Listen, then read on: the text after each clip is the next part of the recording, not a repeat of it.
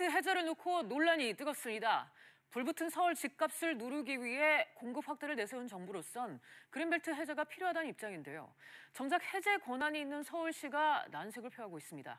관련해서 조진희 연정부동산연구소 대표 모시고 자세한 내용 짚어보겠습니다.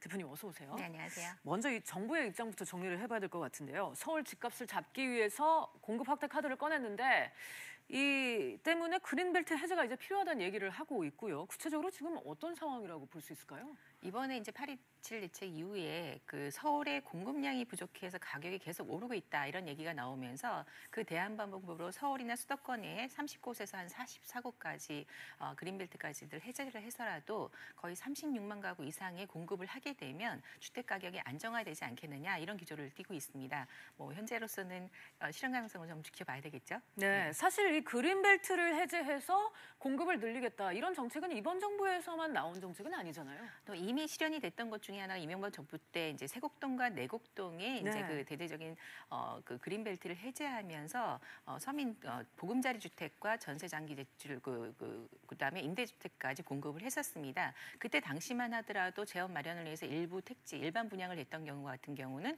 일부 건설사가 로또 청약이 될 수 있는 만큼 큰 기대 수익도 가져갔다고 보시면 될 것 같습니다. 네, 서울 시내의 그린벨트 면적은 지금 충분한 편인가요? 그러니까 전체 이제 서울시 지도를 놓고 보면 외곽을 이렇게 둘러싸고 있는 그런 모습이 됩니다. 그래서 면적 기준에서는 한 24% 정도가 차지하게 되어 있고 네. 그다음에 크기로서는 149.13km 정도 됩니다.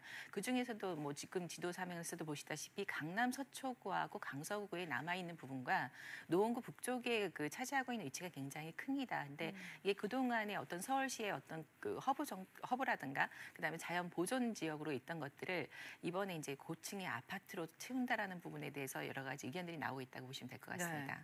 그러니까 지금 서울시 전체의 한 4분의 1 정도를 차지하고 있다는 그런 말씀인데 네. 지금 현재 유력하게 거론되고 있는 그린벨트 해제 후보지는 어디인가요? 아까 지도상에서 보셨다시피 가장 큰 지역이 서초구에 한 23.88km 정도가 되고 강서구가 18.92, 그다음에 노원구가 15.9, 은평구가 15.2 정도 됩니다. 그중에서도 이미 그 개발 사례로 성공을 했던 세곡동, 내곡동 지역에 대한 얘기가 많이 나오고 있고 상대적으로 북쪽 지역, 강북 지역에 해당되는 경우 은평구, 불광동 지역들을 얘기를 하고 있습니다. 그런데 현실성의 문제에 있어서는 불광 지역 같은 경우는 대부분 북한산이나 인왕산이라든가 이런 산림을 끼고 있는 지역들이고 세곡동이나 내곡동은 이미 강남의 권역에 포함되면서 임야 부진을 포함하고 있지만 현실적으로 임야라기보다는 대지화되어 있는 형태 그리고 이미 가격이 세곡동이나 내곡동에 그때 당시에 포함되어지지 않았던 지역들 같은 경우도 이미 가격이 많이 상승되어 있기 때문에 현실 가능성을 한 번 더 깊이 생각해 봐야 되지 않을까 싶습니다. 네, 문제는 서울시가 신중한 태도를 보이고 있다는 건데요. 미래 세대를 위해서 남겨둬야 하는 곳이다 이러면서 부정적인 입장을 내비쳤습니다. 이 상황을 어떻게 봐야 할까요?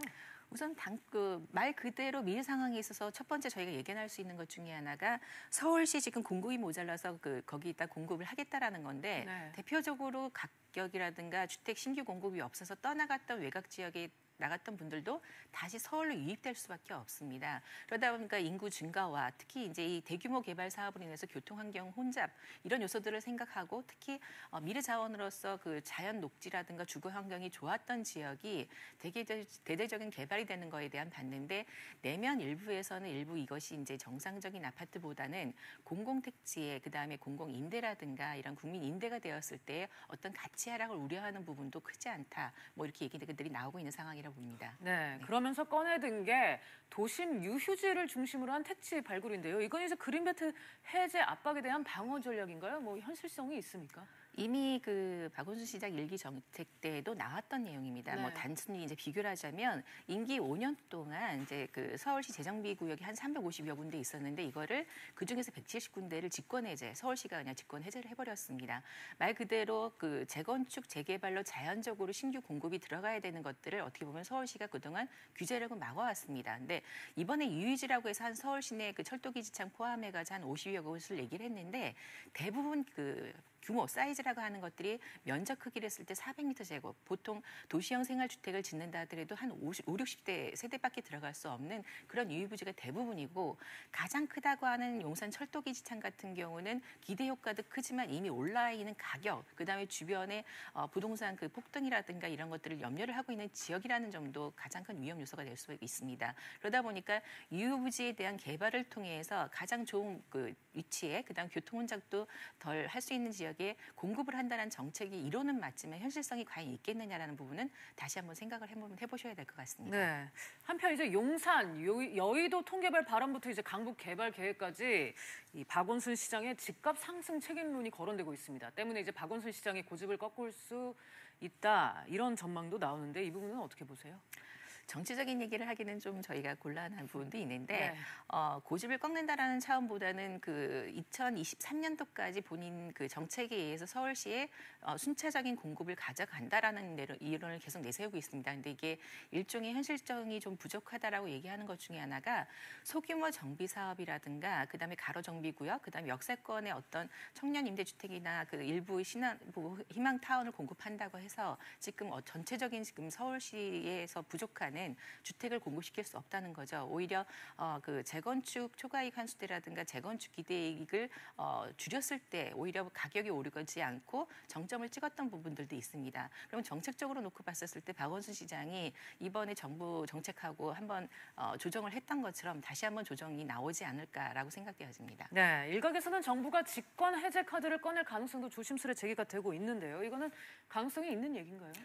기본적으로 면적 기준으로 했었을 때 30만 제곱미터 미만일 경우에는 이제 지자체의 권한입니다. 근데 그 이상 되는 것들은 대부분 이제 정부가 도시계획을 결정을 하고 이른바 뉴타운이라는 지구 지정이 되게 되면 수용을 할 수밖에 없는 그런 상황들이 됩니다. 근데 최근 들어서의 공급 문제로도 이미 그 발표가 됐던 것 중에 하나가 서울 수도권 외곽 지역에 대한 어떤 공급 정책입니다. 근데 가장 시중에서의 불만 사항이라고 한다면 가장 필요로 하는 서울시 그 중심지에서의 어떤 공급이 부족한 상태에서 외곽지대에 이미 지금 뭐 수도권 중심으로 했을 때 경기권역 같은 경우는 19만 가구 이상의 공실이 생길 우려가 있다라는 얘기까지 나오고 있는데 추가 공급은 말이 안 된다. 그리고 오히려 안정화되고 있는 강북 지역 그 노원구나 그 양주, 의정부까지 해당되는 지역이 추가 공급을 함으로 해서 가격을 오히려 절하시키는 그런 공급이 된다고 한다면 반대할 수 있는 부분들도 굉장히 큽니다. 특히 이제 강남에서 가장 가깝다고 하는 과천 같은 경우는 주거 환경에서 녹지를 끼고 있는 가장 훌륭한 입지 환경을 갖고 있는데 여기에 임대주택이 들어온다는 것들 때문에 이미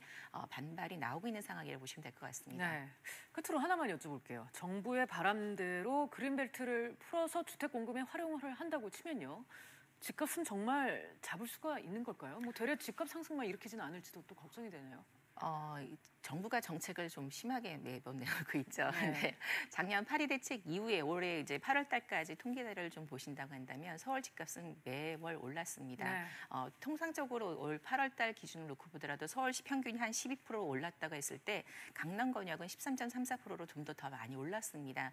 아무리 규제를 하더라도 지금 가격이 오르는 그 가장 첫 번째 요인 중에 하나라고 한다면 기본적으로 공급 부분에 대한 어떤 미래 비전을 놓고 봤었을 때 그다음에 유동 자금을 놓고 봤었을 때 대책이 없다라는 것이 전반적인 시장 상황이라고 보시면 될 것 같고요. 무엇보다도 대규모 개발 호재가 앞으로 이 가격들을 더 올릴 수밖에 없는 견인차가 서울시에 남아져 있는데 굳이 지금 양도세까지 문제가 되는데 팔 생각은 없다. 그래서 매물 자체가 사라지는 풍기 현상 때문에 더 가격이 오르고 있는 상황입니다. 최근 들어서는 저희가 뭐 폭등 수준이라는 얘기까지 나올 수 있는 네. 그런 상황이라고 보시면 될 것 같은데요. 그래서 집값을 잡기에는 당분간 이런 공급 정책이 또 실현되는 데는 최소 5년에서 10년 이상 걸린다라고 감안을 했을 때 당분간의 기조를 꺾기에는 좀 힘들지 않을까 그렇게 판단되어집니다. 알겠습니다. 박원순 서울시장이 또 어떤 결정을 내릴지 관심이 가는 부분인 것 같습니다. 오늘 말씀은 여기까지 드릴게요. 대표님 감사합니다. 네, 감사합니다.